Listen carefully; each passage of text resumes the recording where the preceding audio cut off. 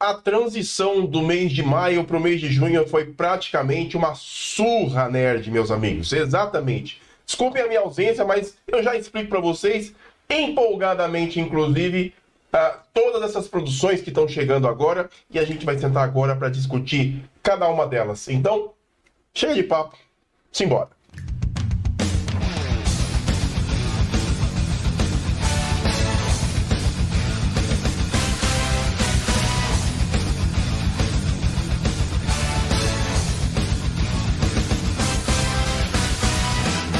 Fala, meus amigos, sejam bem-vindos a mais um vídeo aqui no canal Como é Bom Ser Nerd.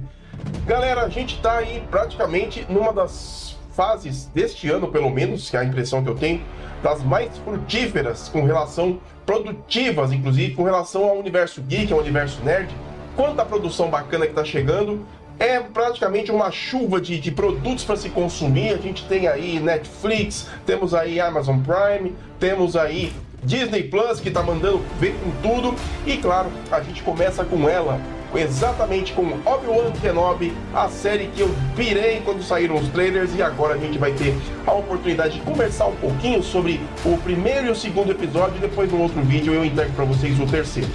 Bom, para vocês que estão chegando agora, meu nome é Alex Fury, esse aqui é o canal Como é Bom Ser Nerd. Aqui a gente fala de quadrinhos, fala de série, fala de cinema, fala de tudo que a gente gosta dentro desse universo fantástico dos quadrinhos para as telas. E se você ainda não é um inscrito, aproveite e deixa aqui embaixo a sua inscrição no canal, dá um clique no sininho para ativar as notificações para receber os avisos sempre que houver vídeos novos por aqui.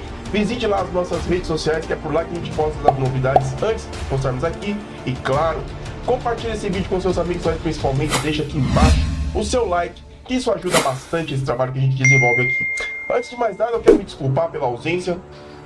Recentemente a nossa família, minha família, eu inclusive, minha esposa, a minha filhinha inclusive e minha sogra, a gente fomos testados positivos com Covid, então fiquei recluso esse período para a gente poder se organizar, ir a médico e colocar a vida em ordem, para que a gente possa agora nesse período tentar se recuperar e voltar aí full power com as nossas rotinas, inclusive aqui fazendo os vídeos. Bom, mas enquanto dá para fazer daqui à distância, ninguém fica contaminado, beleza? Então vamos falar aí de Obi-Wan Kenobi, que estreou agora no finalzinho do mês de maio no canal Disney Plus, já entregando 2 episódios que iniciam de uma forma que eu particularmente fiquei muito emocionado, que é remontando todo o início da relação de Obi-Wan Kenobi com Anakin Skywalker, inclusive não só com Obi-Wan e Anakin, mas também Obi-Wan e Qui-Gon Jinn, o seu mestre Jedi, que deu todos os seus ensinamentos, que foi a fonte de quem o Obi-Wan é efetivamente. Muito bacana a gente ver os detalhes, desde a ameaça fantasma, a Guerra dos Clones e a vingança do Sith. Tudo isso remontado passo a passo, a gente vendo a relação de como que o Obi-Wan se apega ao pequeno Anakin e o que toda essa relação faz com que os dois sejam grandes parceiros, e exatamente o momento em que a ruptura da crença Jedi que o Anakin carregava se rompe quando ele tem o seu primeiro contato com o senador Palpatine, que futuramente se torna o imperador. E cara, é lindo como a série consegue encaixar o fio exato e a continuidade exata, contando como que se torna o Obi-Wan, que era o grande Jedi daquela época, para se tornar o andarilho, o operário que vive em Tatooine com uma vida simples, uma vida humilde, que praticamente vive às sombras, escondido entre as cavernas de Tatooine, e ainda assim vivendo as mágoas pela perda de não ter conseguido trazer o seu pupilo Anakin Skywalker para longe do lado negro da força, que inclusive a gente sabe que no final da ameaça do Sith, depois de toda aquela situação que é muito clássica quando a gente vê os dois no embate lá em Mustafar, quando ele acaba tirando os membros todos praticamente de Anakin Skywalker, deixando ele à míngua para morrer, e ele sendo salvo pelo Imperador, sendo remontado e construído na forma do grande Darth Vader. Cara, e essa série tem essa essência de uma nova esperança, cara, de todo aquele clássico de 1979 que a gente tanto amou, não obviamente com a idade avançada que teria o Obi-Wan Kenobi na pele de Alec Guinness, mas agora a gente tem o fio exato onde esses finais de história se encontram. E é bacana que a gente vê outros planos de fundo que eu particularmente queria até ressaltar aqui. Finalmente eu conheci Alderaan, mas Alderaan não pela vista do espaço, não o planeta sendo contemplado, mas a vida que existe ali dentro. Por que eu estou citando Alderaan? Porque na série a gente tem a primeira aparição da Leia Organa. Exatamente, depois de todos esses anos de adoção pelos Organa, ela agora é uma futura senadora, ela faz parte de uma casta familiar que tem acessos, que tem influência, que tem riquezas, que tem um vislumbre de uma sociedade moderna, uma sociedade evoluída. E que planeta lindo! Eles mostram exatamente essa visão de quão evoluído era Alderaan antes dele ser fadado à morte, depois que a Estrela da Morte testa o seu canhão de laser em cima justamente desse planeta, destruindo toda a história de Leia Organa. Cara, pra quem assistiu Star Wars, aliás, eu quero até deixar bem claro aqui, pra você que tá começando a assistir Obi-Wan Kenobi agora, talvez seja mais um filminho, uma sériezinha, uma coisa que não tenha conexão, que é só brincadeirinha.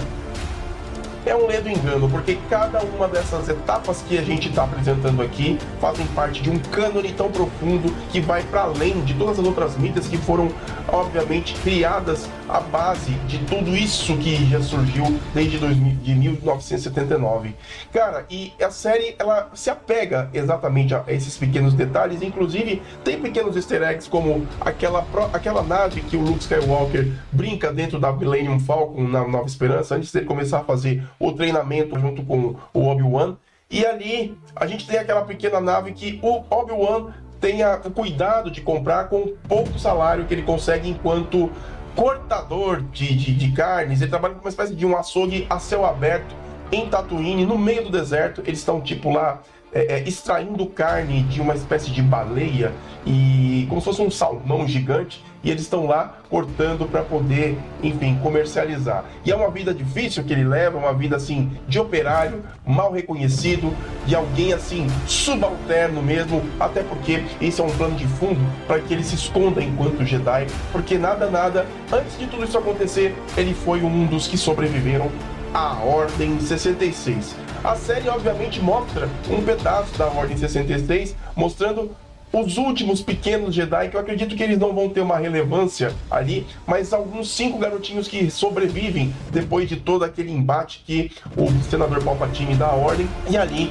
a gente vê o cenário clássico que Anakin Skywalker deu entrada lá em Coruscant. E a gente tem também a razão de toda essa movimentação. Os Jedi que sobraram, poucos daqueles que sobraram, foram convertidos para o lado negro da força, e esses Jedi a gente conhece como os Inquisidores. É um grupo de guerreiros que, obviamente, como eu disse, já foram Jedi, mas acabaram se tornando como pequenos joguetes do sistema que o Império impõe. E eles saem justamente pela galáxia caçando os últimos Jedi para garantir que todos sejam dizimados da face da galáxia. E ali eles têm uma Inquisidora que se destaca, que é a Reva, que ela é considerada como a terceira irmã. A Reva, ela é interpretada pela Moses Ingram, e ela faz um papel incrível, galera. Eu, francamente, fiquei empolgado com a presença dela, porque além de tudo, ela tem carisma, muito carisma. Sofreu recentemente muito preconceito, até por ela ser negra, e obviamente isso só fortaleceu ainda mais a presença da personagem que ela trouxe para a série.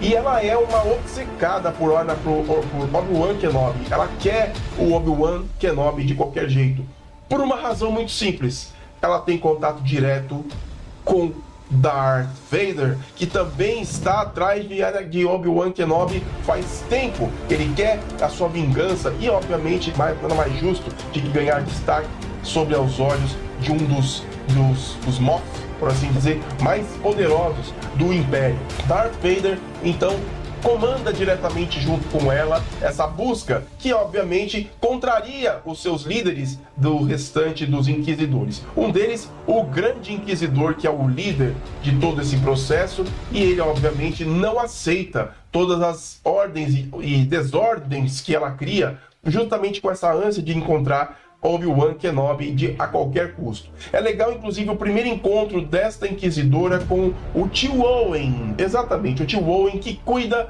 de Luke Skywalker, que ainda é criança, vivendo lá nas fazendas em Tatooine, junto com ele e a tia Beru. Como é lindo a gente ver essas peças de uma história que foi clássica de tanto tempo, e agora a gente vê em movimento o fio onde ninguém contou pra gente do que realmente aconteceu, qual foi o trabalho que o Obi-Wan teve para poder manter em segredo um dos personagens que representam o verdadeiro equilíbrio da força. Cara, é muito bacana a gente ver como que eles vão conduzindo a história e equilibrando isso, e as pontas vão se juntando para todas essas produções. Muito bacana a gente ver, inclusive, que a personagem Reva, ela é muito antenada, ela sabe meio que com quem falar, a quem direcionar. Então ela tem sempre um passo a mais do que todos os outros 3 inquisidores que só recebem ordens, que seguem uma coisa cartesiana e não se atém à visão ampla de como encontrar o verdadeiro Jedi. E obviamente ela, muito antenada, utiliza alguns recursos que vão atrair a atenção de Obi-Wan. E é onde ela faz a solicitação de um sequestro da princesa Leia, da pequena princesa Leia, que acaba sendo levada para um planeta onde isso atrai, obviamente, a atenção de Obi-Wan Kenobi, que é solicitado diretamente pela família Organa, pedindo para que ele retome as suas atividades enquanto Jedi e vá resgatar a pequena Leia. E é legal a gente ver essa parte porque é bacana os cenários de Star Wars, como eles se divergem de várias formas. A gente está em Alderaan, e de repente a gente tá nesse planeta que eu não me recordo o nome agora, que me lembra bastante um visual cyberpunk, bem Akira, e ao mesmo tempo o Caçador de Androids, Blade Runner. Muito bacana a gente ver toda essa coisa destoada.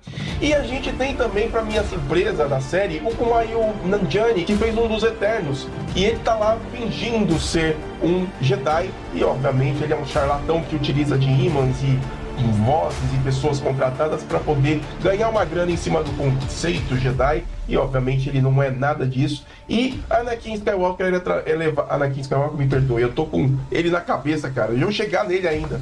E o Obi-Wan, ele é levado até lá através de um dos seus garotinhos de rua, mandantes dele, e obviamente para tentar chegar até a pequena Leia. Só que é engraçado, galera, como esses personagens se misturam. E a gente percebe que, apesar de ele não ser Jedi, ele tem uns certos conhecimentos do ambiente ali no local, e ele acaba dando essa brecha. Por quê? Porque os Jedi, ele tem essa qualidade de você não precisa dizer nada. Apenas o Jedi Trick, né? Os truques Jedi fazem com que você entre na mente, que você entenda o que está acontecendo, e você até mesmo poder entrar nas informações que ele tem para poder chegar aonde a Leia estava. E ele vai exatamente dessa forma, e ele encontra cativeiro onde a Leia estava escondida. E obviamente rola uma luta, e é engraçado que eu queria comentar essa questão das lutas de Star Wars. Essa até, apesar de no início ter um pouco mais de lentidão, mas no geral é engraçado que parece que estão economizando com relação à movimentação. Eu esperava algo mais, como inclusive na Vingança do Sith, a luta de sabres entre o Anakin e o Obi-Wan foi empolgante, cara. Foi empolgante, eu gostei demais, aquilo tinha movimentação, tinha equilíbrio, tinha uma coisa bacana. Eu queria aquilo na série. Não senti muito isso, não perde a alegria de ser o que é, mas ao mesmo tempo deixa a desejar nesse quesito. Porém, tem história para contar. E a Leia e o Obi-Wan, a relação deles de início é bem conflituosa, mas aí a gente percebe que ela busca naquela figura Obi-Wan uma presença paterna que talvez ela não encontre na família Organa. Ela tem muito respeito pela família Organa, mas no Obi-Wan ela se apega a isso, até o momento em que ela não quer mais saber disso, e dá um trabalhão pro Obi-Wan que gera inclusive a atenção dos inquisidores que estão no planeta também, tentando encontrar o Obi-Wan. Obviamente, a Reva toma a frente, faz o que tem que fazer, contrata uma série de caçadores de recompensa e cria um cenário, uma malha, como se fosse uma teia de aranha para poder pegar sua presa. E, obviamente, o Obi-Wan tentando evitar de mostrar a sua presença, porque a presença Jedi é justamente os poderes que eles têm. E uma vez que os Inquisidores são antigos Jedi, de uma ordem extinta, agora fazendo parte do lado do Negro da Força, qualquer manifestação é um Wi-Fi, por assim dizer, para deixar exposto o Jedi que eles estão procurando. E obviamente a Leia dá um trabalho pro Obi-Wan, fazendo que num certo momento ela caia de um prédio e ele se sente obrigado a usar a força para evitar que ela se estatele toda no chão, e isso desperta tudo. Cara, eu volto a falar da Moses Ingram, que faz a Riva, a Inquisidora Riva, que ela tá demais, cara, e é bacana a gente ver outras perspectivas de todo esse cenário Star Wars, que por muitas vezes não eram mostrados, que é por cima dos telhados, nos prédios lá, essa perseguição que lembra bastante um parkour misturado com John Wick, é um negócio muito bacana e a Moses Ingram entrega isso com maestria. Bom, esses foram o primeiro e o segundo episódio de Obi-Wan, que deixa inclusive a Inquisidora para trás, e ao deixá-la para trás, ela também se vinga de todo esse mando e desmando que ela vem recebendo de seu grande inquisidor, que inclusive a demite após uma promessa dela para que ela evitasse de ficar tomando a frente de coisas que era de liderança dele, e ela acaba traindo o grande inquisidor e utiliza o sabre de luz para matá-lo, deixando para trás aquele gostinho de que ela vai ser o grande encalço na caminhada de Obi-Wan e da pequena Leia. E esse foi o meu breve comentário do primeiro e do segundo episódio de Obi-Wan Kenobi. Se assistiu? Deixa aqui embaixo seu comentário, eu quero saber a sua opinião. Então é isso, meus amigos, eu vou ficando por aqui, em breve o terceiro comentado aqui também, tá certo? Um grande abraço e até mais no nosso próximo vídeo. Valeu!